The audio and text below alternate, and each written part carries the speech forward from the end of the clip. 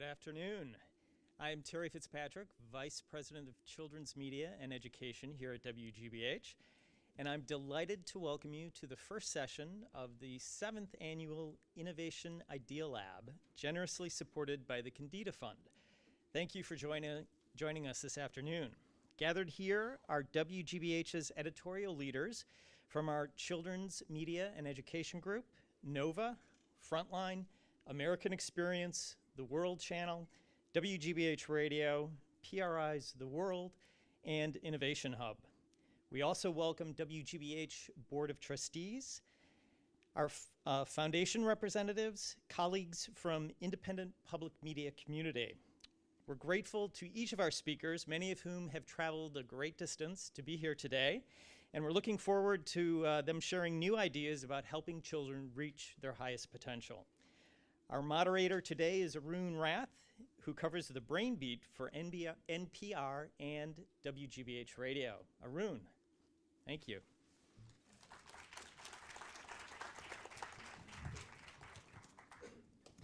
Thank you, everybody. I'm very excited to be here with you today. My name is Arun Rath. I work here for WGBH, for PBS and NPR. I've worked on just about almost all the major programs produced here at one time or another. This is going to be the format for today. I'm going to be introducing each of our speakers, our 3 speakers, very shortly. I'm just going to say their names. You can read all about them in their bios or in their packets, which you have. So we can get right into this, because there's a lot of very interesting stuff we want to dig into. They'll make presentations that'll last roughly a little bit under 20 minutes each. Then we'll all come back up on the stage and have a conversation. You'll be part of this conversation.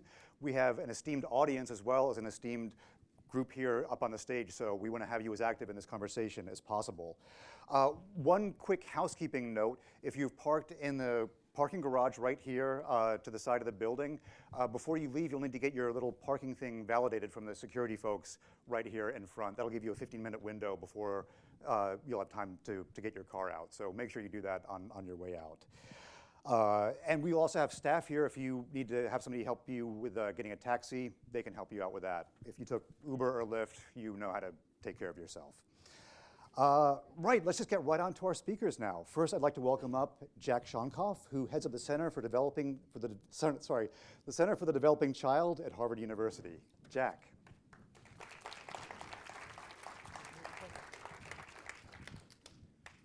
Thank you very much.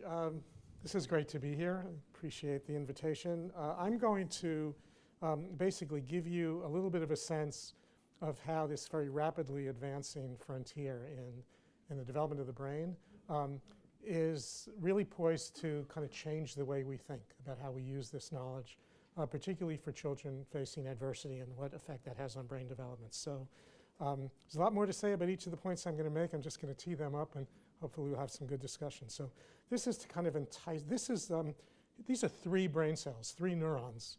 This is real. This is from Jeff Lichtman's lab at Harvard. They were kind of artificially colored, but this is an actual picture of 3 neurons interacting with each other. What it's illustrating is the extent to which this kind of really intricate, dense interconnection among individual brain cells. There are trillions of these all through the brain. Very few of them are present at birth relative to what develops, but you get a sense of the magnitude of our understanding, our ability to actually look inside the brain and understand how the circuitry of the brain develops. I'm going to kind of take you even further in. This is real. This isn't like a cartoon. This is a single neuron in the brain with one big axon and lots of dendrites. And if you'll see pretty soon, you see these little packets with pellets inside those. That's actually kind of where neurotransmitters are located. Serotonin, dopamine, all these things people hear about. I mean, our ability, the ability of neuroscience to study the brain at this kind of cellular level and understand how complex and how intricate it is kind of really been just rapidly advancing. I'm going to say something even deeper about that in a few minutes. This is all relatively new, our understanding. When you talk to neuroscientists, it's great. They always tell you we're barely scratching the surface. But when we think from a policy or a practice perspective, is there anything to say? There's a lot to say that is not kind of being imaginative about the science. It's not making things up. It's taking some of the core concepts and thinking about how we could, and this is my major message to you, how we could think differently about what we might do to kind of create environments that promote optimal brain development for children facing adversity. So what I do first is give, for those of you who are less familiar with the early childhood field and how we are thinking about how to optimize brain development, overview for you what the conceptual framework is that's been guiding early childhood policy and programs for the last half century in this country. Beginning back in the days of the Johnson administration and the Great Society programs and the War on Poverty and the creation of Head Start as a 6-week summer program created by the best minds of the country at that time, thinking that in 6 weeks we could erase the effects of 5 years of poverty before children start school. And there was a convergence of science and policy and public will to do something. It wasn't thought of in terms of brain development, it was thought of in terms of early learning. But the conceptual framework then has actually survived for 50 years. It's still actually quite sound, the basic concepts, but limited relative to what we could be doing by taking in insights from this revolution in 21st century biology. So here's what the basic concept framework looks like. Some combination of providing stimulating experiences early in life, education for parents about child development, good primary health care, sound nutrition, and a kind of health promoting environment. Some various combinations of these factors will lead to children coming to school ready to learn. That basic concept is still correct. It's been around a while. It's held up well over time.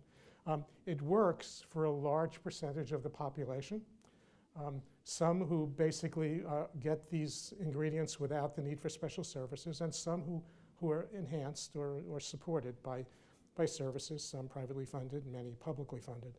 But this isn't enough for everybody. And we still have a part of the population that comes to school not ready to succeed. And it's not equally distributed across the population. It's more highly prevalent among children living in poverty, children facing violence, children who are subjected to whose families are subjected to the burdens of racism and social exclusion, maltreatment. And the question is, so why is this not enough for some part of the population? And a reasonable assumption, hypothesis is that for some part of the population, the level of adversity that families are dealing with and that children are subjected to overcomes the ability of these other factors to basically make the difference. Okay, that's the working hypothesis. It's a pretty solid, decent hypothesis. It's not magic, it's adversity. So then the question becomes, what do we do about that? And so for 50 years, we have been working harder at strengthening the quality of the experiences we provide for children, upping the ante in terms of providing information and support for families, whether it be at home or in a center. All of a sudden, here we are. Not all of a sudden it's been building, but I think if I would want you to leave with one message for my presentation this afternoon, it's that the revolution that's going on in neuroscience and molecular biology and epigenetics that's demonstrating what I showed you in the first 2 slides about how much we are getting into the intricacies of understanding how the brain develops, that is allowing us an opportunity to open up the black box of the social determinants of health. What is it about poverty? What is it about racism? What is it about violence that results in a greater likelihood that you will have problems doing well in school, you will be more likely to suffer chronic diseases as an adult, and you won't live as long. We have known that's true in every country in the world for more than 100 years, including countries that have equal access to health care and equal access to education. There's something about adversity that leads to these problems. So here's kind of pre-opening up the black box thinking, right? This is basically comes from what the general public thinks, what developmental science has to say, some combination of the influence of parents, the influence of genetic differences among kids. Kids are all, not all born exactly the same. The impact of stressors in the environment, the impact of supports in the environment, that the mix of all of these things goes through this black box. At the end, we get either individuals, as they grow up, who are effective learners, have adaptive behaviors, and relatively good health and well-being for a lifetime, as opposed to for others, it results in school failure, risky behaviors, chronic illness, and a shorter lifespan. So what is this revolution in biology, 21st century science, telling us by opening up this black box? Well, first of all, it's telling us in very clear terms that this is not an additive effect of a little bit of parenting, a little bit of genetics, throw in some stressors, add them up, and see what comes out at the end. That the old, how much of it is nature, how much of it is nurture, was a kind of good, juicy 20th century kind of debate in science. That's no longer. The debate in science now is how do experiences, how do environmental influences literally shape gene expression? How everything is about the interaction between genetics and environment. They're completely intertwined. You can't separate them out. And the common sense version of that is anybody who's ever lived in a family that had more than one child, people can tell you, all children are different, right? Some are kind of more sensitive to environments. Some are kind of roll with the punches more. We're all born very differently. Our environment shapes who we are. Two siblings do not live in the same family. In fact, the more different they are, the more they don't live in the same family because they each live in a family with the other one.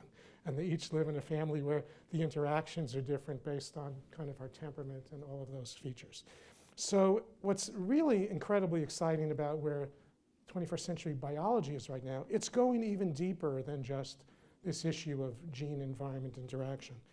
It's getting down to the molecular level. We have an understanding, we have a very early but a growing understanding of how adversity gets into the body at the molecular level, and the result of putting one chemical group bound to a molecule, you end up affecting the way you're likely to respond to stress as you get older. It's literally at that unbelievably exciting level that we're understanding that. But you can't take the peer-reviewed scientific papers that come out of that, give them to a policymaker or a program developer and say, you know, go use this. There's a translation issue here. There's an understanding issue here. But our capacity to kind of think differently, our capacity to come up with new ideas is so dramatically beyond where it was now. So the question becomes, how do we take the best of what we have right now, which is very strong, and take it to another level? How do we get to the point where 10 years from now we'll be saying, could you believe what we did in 2017 to help children who are living under extreme conditions of poverty or violence? I can't believe we did that back in 2017, because we have the ability to start to generate new ideas. So let me give you an example of some of those new ideas. Okay, so everything I've presented so far has been kind of good, credible science. I'm a pediatrician by training. I'm not a neuroscientist, but I hang out with those guys, and I make sure that whenever I talk about neuroscience, if it's being recorded, if any of them watch it, I wouldn't get caught by them saying, what are you saying? That's not really true, you know? So this is, you can take that to the bank. This is hard science. Now what I want to do is tell you how we're thinking about how to use that to move in different directions. These are hypotheses that need to be tested, but they're very powerful. So the first one is that we have to start paying much more attention to the prenatal period and the first 2 years after birth. And I particularly say 2 years because if you say birth to 3, everybody says, oh yeah, I've heard about that before. It's birth to 2. And if you want to know where that 2 come from, I'll be glad to talk about that in the Q&A. But it's really, there's a lot to say about that. Second, early experiences affect lifelong health, not just learning. As much as we protect the developing brain and think about its impact for school readiness, we're at the same time, for the same nickel, creating the conditions in which we are reducing the likelihood not only of reading problems, but of heart disease, diabetes, hypertension, stroke, depression, addictions, the list can go on, and a shorter lifespan. This should not be all on the poor backs of the education budget and the education committees. This should be on the backs of the health committees and the health budget, because if you want to talk about return on investment, we save a lot of money by reducing the cost of incarceration for good early childhood programs later on. It's actually hardly a drop in the bucket relative to the money we would save in what we spend for heart disease and hypertension and diabetes, which is only going to get more expensive because the technology is getting more expensive. The third issue is that healthy development requires protection of the developing brain, not just enrichment of the developing mind in the early childhood period. And we could talk more about that if you'd like in the Q&A about what that means. If you put all these things together and think about what kinds of new theories of change should be driving our early childhood policies and programs, what we have come to is what seems like pretty much a duh conclusion, and when science and what your grandmother could have told you is in the same place, that's even stronger, is that if we want to produce better outcomes for young children facing adversity, we have to start paying more explicit attention to the adults who care for them. We have to pay more attention to helping them change their lives, not just helping them understand the importance of reading to their children and talking to their children, but help them change their lives so that they can create a well-regulated environment for raising their children that is not burdened by the everyday stresses of deep poverty and violence and mental health difficulties. And we can't put it all just on parents to somehow protect their kids from adversities. We need communities to be doing more to provide supports for families who are raising children under difficult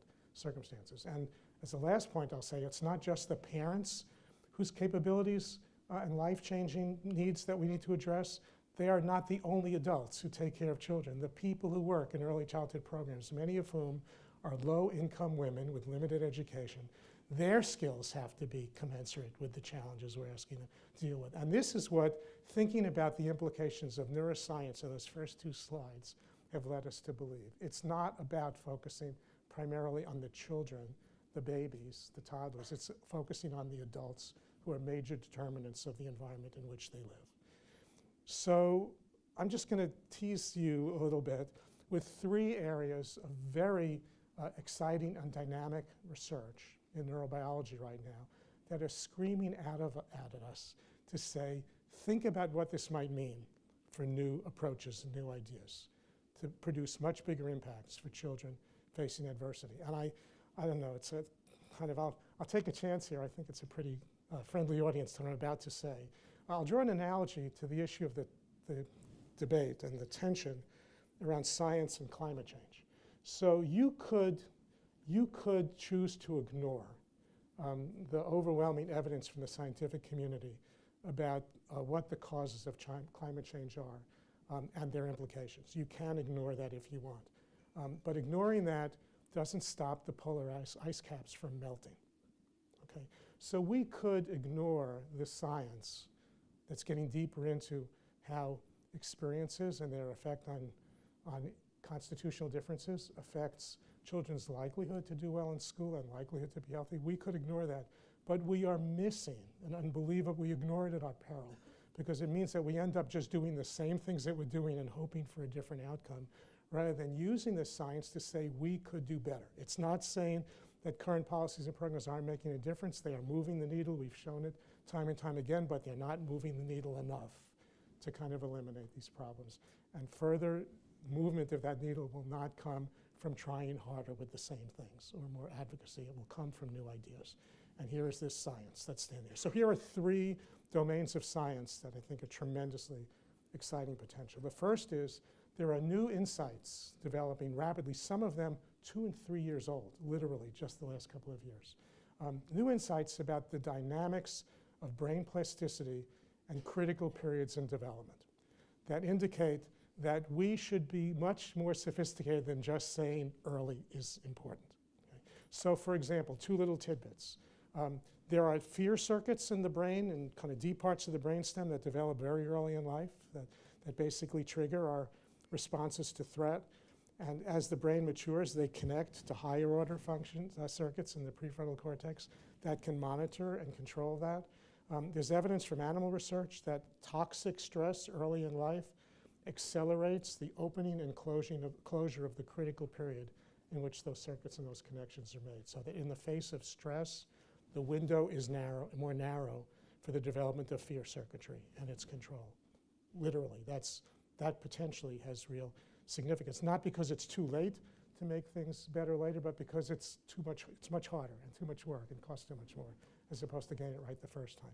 There is evidence from the Bucharest study of children in the orphanages who were adopted out from homes, suggesting that at age 2, there's a threshold at which it gets harder to reverse some of the implications and the consequences of adversity.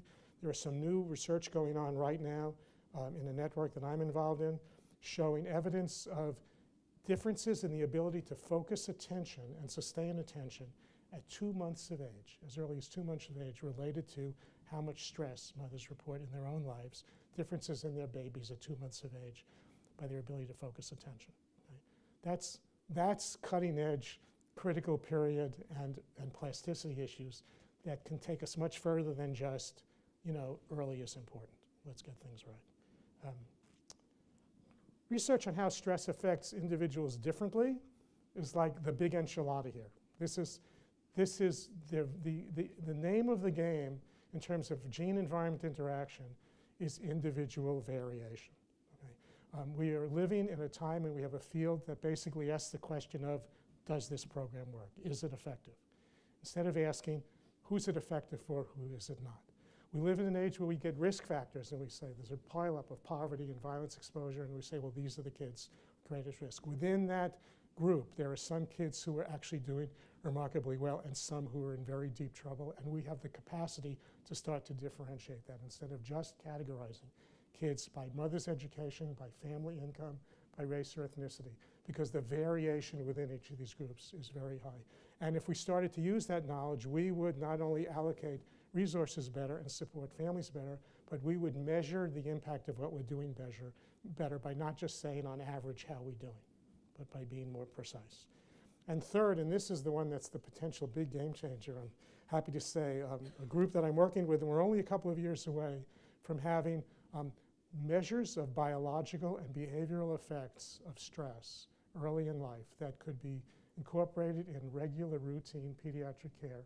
Think lead levels, think screening for anemia, think having the capacity to measure differential stress effects as early as 2 or 3 months of age that would allow us to, early on, because no reason to think that any of this isn't reversible, to find out who should we be paying more attention to, and not necessarily with a big fancy expensive program, but working with parents to help them understand how to help their children's stress responses come back to baseline, and most important, have an ability to measure whether the interventions that we're introducing are having an effect on reducing these stress disruptions that we know increase the likelihood for problems later on. And particularly in the health area, just think about this. So the science is pretty powerful that stress activation, excessive, prolonged stress activation, increases risk for long-term illness. But who's going to wait for the 50, 60, 70-year follow-up study, and who's going to do that to prove we can reduce heart disease decades later? What if we had the ability to show that an intervention in infancy was reducing excess inflammation, which accelerates atherosclerosis? What if we could show that the intervention that we're doing, that we're helping, working with parents, is reducing insulin resistance and therefore decreasing the likelihood that a child will develop diabetes, which is exploding epidemiologically among poor families right now. So here, these are just a couple of the areas in which the potential application of the science is staggering. Okay? The message that I want to leave you with is the name of the game here is understanding individual differences in sensitivity to the environment. That's the key. It's not about intrinsic vulnerability. It's about sensitivity to the environment. Some kids are more sensitive to the environment. They are more likely to get into trouble in tough circumstances. Their sensitivity to the environment makes them more likely to benefit from the right kinds of interventions. Their sensitivity to the environment makes them more likely to thrive in good environments with good experience. It's not about vulnerability. It's about variation and sensitivity. This is a kind of a hard scientific finding. So I will leave you with our website. For those of you who may be interested, we have a lot of material there that's translating complex science for non-scientists if you really want to get into this a little bit more. I'm actually looking more forward to the discussion period and my colleagues on the panel than I am to having listened to myself speak. So I will stop right now and pass the torch. Thank you.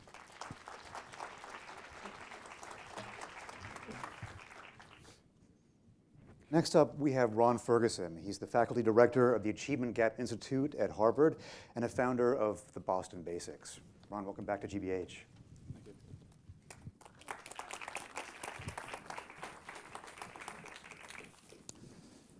Good afternoon. It's an honor to be on the program today with Jack and Jackie. And I'm also accompanied by Mary Biera, Haji Scherer, and Jocelyn Freelander, who work with me on the Boston Basics. And as it spreads to other cities, just they put their name in front of it and it's still the basics.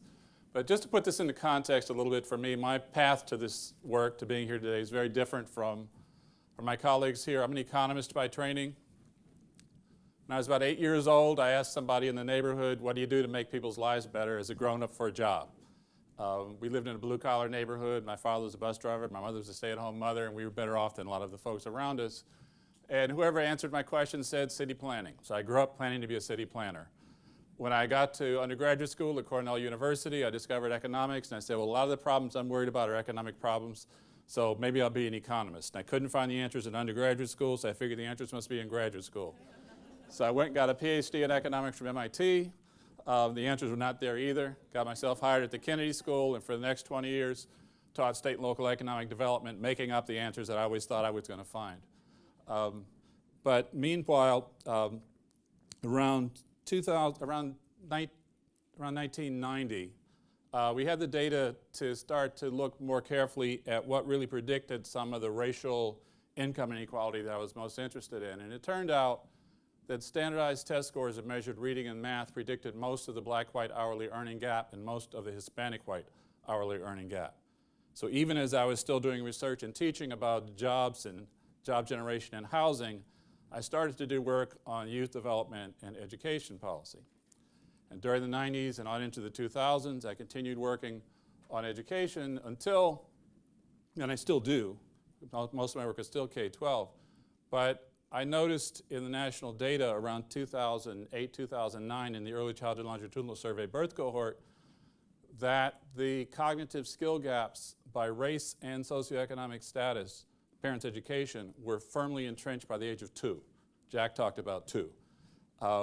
And so I'm doing work that's starting at kindergarten, and you see stark gaps in the national data at the age of 2. Okay, and they're twinkling at the age of 1, but at 2, it's pretty stark, and there's been a lot of new research that comes out now that shows less advantaged kids are already 6 months behind in language processing speed by the time they're 2 years old. So there's all kinds of stuff that happens earlier. So we started to think about what we could do to address that. And the result, after lots of other things that I could talk about, has been what began as the Boston Basics, and it's now spreading around. And you'll hear lots of similarity between what Jackie talked about and what I'm talking about, because we're talking about saturating communities with information and supports for doing what we call the basics. If you look at those icons up there, the first icon stands for maximize love, manage stress. Jack talked about stress, different ways we want everybody in the neighborhood to understand that and be looking for ways to help out. That we get talk, sing, and point. Babies can babies can hear several months before they're born. They come out already preferring speech in their mother's voice. They're encoding language from prenatal. And so we have to have people talk to babies from the very beginning, not wait till you think the baby can understand. Count, group, and compare is the third one. It's a breakthrough for a toddler to realize that numbers correspond to groups of things. Explore through movement and play. Parents need to understand play is not a waste of time. Kids are exploring, they're learning things. And then read and discuss stories. People talk a lot about reading, but not as much about discussing and the growth in the cognition, the cognitive skills that happen then. So we're trying to make sure that everybody knows that these things matter and that all the different institutions in the society weave into their existing routine conversations attention to these things. No new organizations, no new conversations, but different conversations. Okay, turned out that when we were trying to get this started for a while, a group called the Black Philanthropy Fund came along.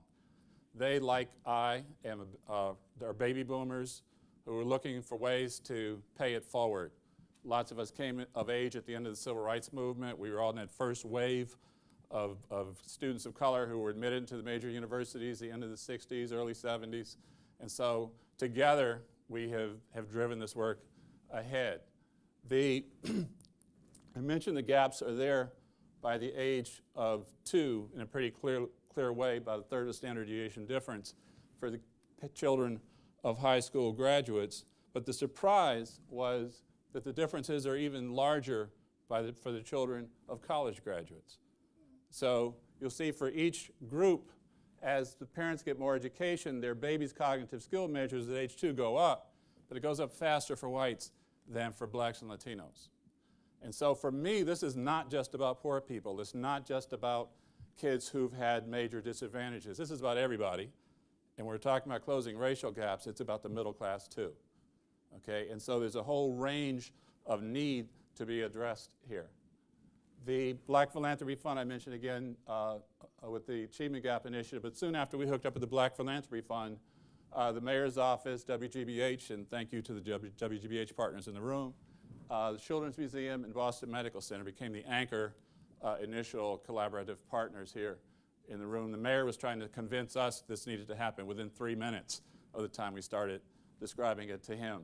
And so I'm going to play the overview video here and then go through a few other things. This is the introduction.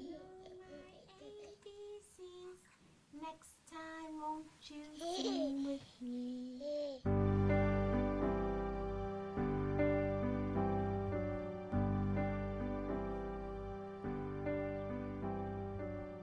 Learning begins the moment your child is born. Baby, baby, baby. Do you want to play too? Every child is filled with vast potential for success in life. And those first 3 years can have the greatest impact on your child's learning. Apple, look, where's the strawberries at? Yes, that's lemon too, and kiwi. Wow, awesome job. It's all about giving a child a proper start. That's what being a parent is all about. Yay, we didn't like that song. I wanted to make sure that I was here every day. Such a joy. Every parent of every background can make a positive difference in their child's life. Just peel it. Boom. A few simple, everyday activities can make a big difference. And those are flowers. That's why Boston Basics is working with research and community leaders to promote an important new initiative. The Boston Basics are 5 simple principles that we want everyone to know. The first of the Boston Basics is to maximize love and manage stress. You got this? The second is to talk, sing, and point. Let's take a bath, a lovely bubbly bath. The third is to count, group, and compare. 1, 2, 3. The fourth is to encourage and enable movement in space and play. I got it. Use it. And the fifth is to read, but not just to read. We want to read and discuss stories. Whoa, what is that? A duck. What does the duck sound like? These are the 5 fun and simple things that every parent can do beginning from birth. High five. Oh, yes. Let's all work together to make sure our children can become the best, most well-prepared they can possibly be. Maximize love. And manage stress. Talk, sing, And point. Count, group, Y compare. Explore through movement, and play. read. And discuss stories.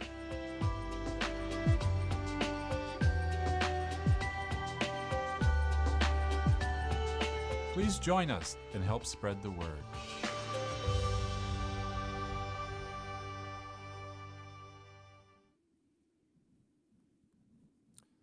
And this is just a chart to indicate that the basics feed very well into the standard developmental domains that folks talk about. Initially, we were thinking about maybe there's kind of a one-to-one, but there's really not. There's a very complicated matrix of relations here that I'll just go past. A few patterns in the baselines that give you a sense for the need for this project.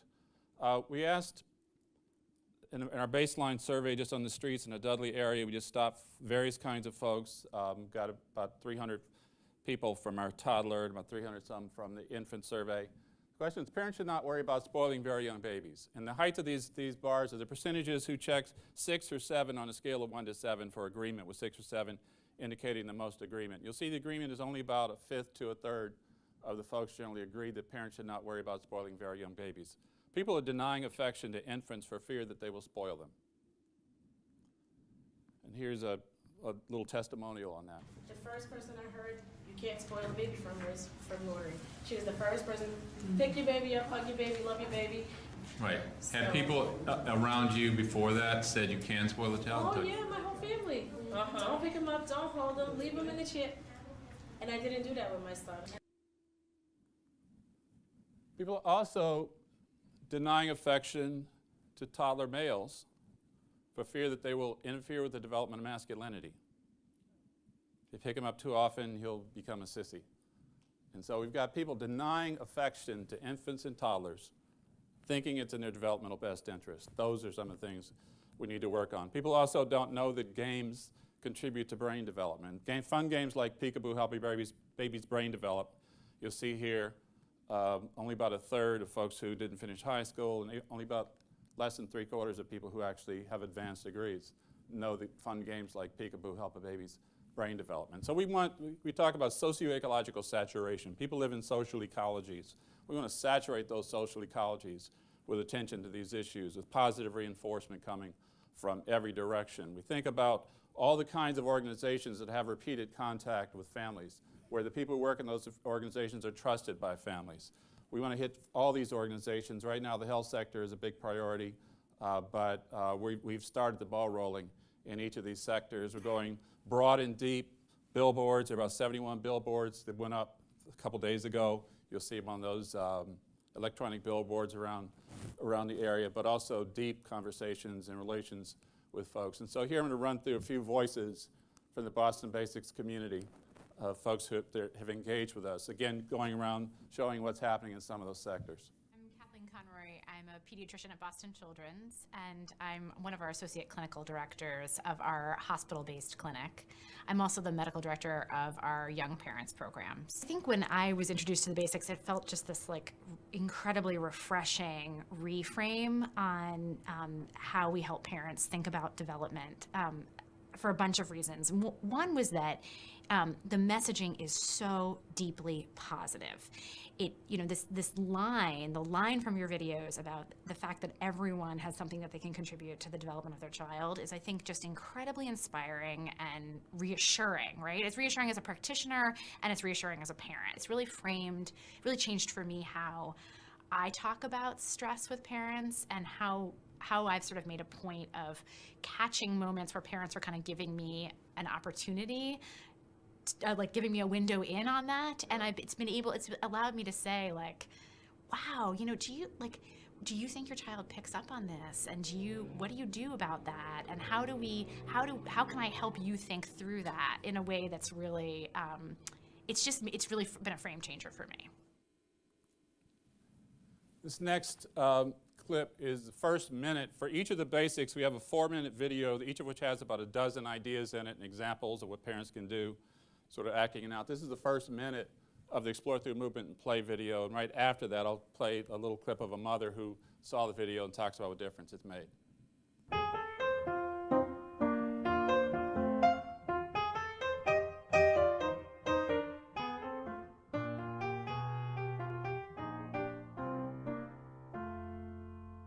How do children learn to explore? Yes, go, go, go, go. Good job. Physical activity, exploration, and play are important for many reasons. One is the development of coordinated, strong, and healthy bodies. Another is that physical activities exercise the mind just as much as the body. The youngest children learn by touching, reaching, grasping, and experimenting on their surroundings. Each new phase of physical development brings new opportunities for learning and development.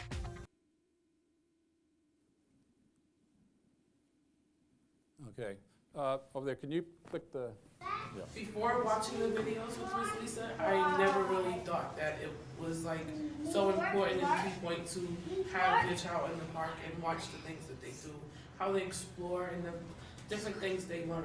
It's all like, it's a learning experience for me all over again. So the videos was very helpful. And a lot of that stuff is stuff you were not doing before the video. Not most of the singing along with him. He would sing to me and I would just listen to him because I thought it was cute. But now I do it with him and he does it more now. And he's more, his vocabulary is expanding more now with just playing along with him with colors, shapes. He plays blocks at home. He builds the blocks with his toys, or he plays with his toys and he's actually speaking with them. And I'm watching him and it's like, really, yeah. That's exciting. The videos were very helpful for me. And with the videotapes, it makes me more aware of other things that I can do besides sit in the house and watch TV with him.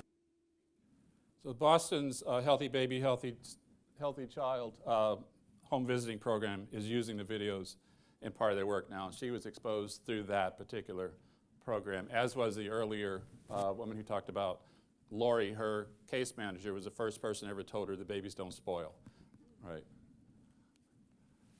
Boston Public Library has put together a reading list for each of the basics. And so here, this is the home page here for Maximize Love, Manage Stress. Here you'll see each of the 7 or 8 books that they've got on that particular topic. The little green here tells you the copies, where copies are available. You can put a copy on hold. And there's a page like this for each of the basics. This is Roberto Miranda, who's a minister at the Line of Judah Church. Every Sunday they have a Spanish ceremony and an English-speaking ceremony. And I took a little clip from each of those and just plugged those together here. God doesn't do all the work and kind of set us aside and then does everything himself. He works through us. And if we want to have our children reflect that kind of life and that kind of intelligence and vitality, we have to do our part. Boston Basics is a program that is right now creating a lot of interest in Boston, but also I think even beyond.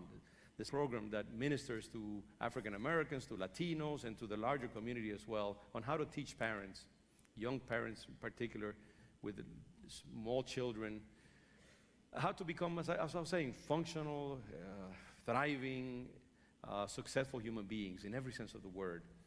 Es el primer video, que es 3 minutos solamente, un video introductorio que está en español. Después van a poner los 5 otros videos específicos de los 5 principios que él discutió. Pero quiero que vean esto también para que se familiaricen. Está disponible en bostonbasics.org. Bostonbasics.org. Más información allá pueden alcanzar al final del servicio. As you say, all this mobilization, the Black Philanthropy Fund has been critical in the mobilization, but we have more than 100 other organizations around town now who have signed on, and we're really working hard to engage folks to follow through on their commitments, to nail those down. Hajai, who just joined us about a month ago, is a really special addition. He's been a caseworker in the community for 25 years, and everybody knows him, everybody trusts him, everybody who loves him. So folks that don't totally tune into us really tune into him, and we're just accelerating on the progress here. This is Michael Yogman, who's a pediatrician, and we videotaped an entire visit with the mother and child of a 5-month-old, and what you want to do is use that is almost a little instructional piece for how to weave it in, standard length, but he was constantly talking and teaching and communicating the basics as he was going through the normal routines of a pediatrician's visit. And this, let me go back. This is just the little wrap up at the very end of the visit. Okay, can you hit the play on this? Now let me think about anything else we want to talk about with the basics. So we talked about how wonderful it is, your conversations with him, the singing and pointing to objects and beginning to name objects, because that, is part and parcel of how he's learning language. And playing, I'm now going to recommend, I'll write a prescription for this, so I'm really serious about it.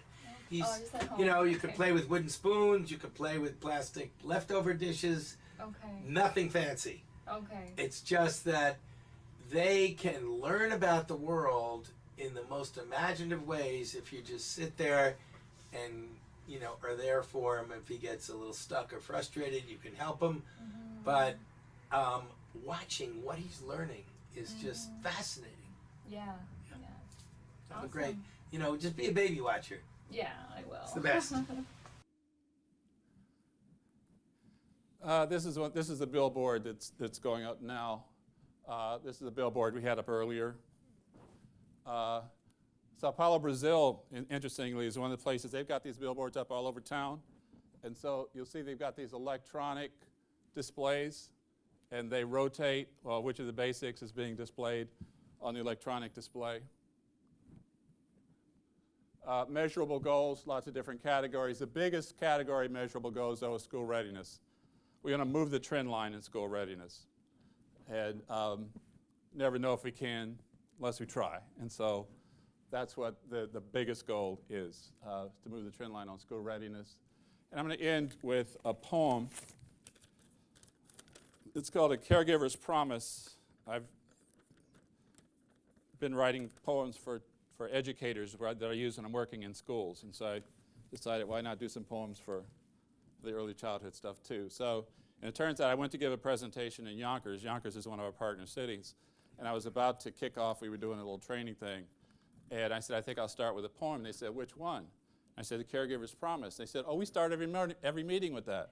So we stayed up, it's almost their pledge. We recited it together. It turned out they also end every meeting with it. So, with my heart, I will love you and shield you from stress.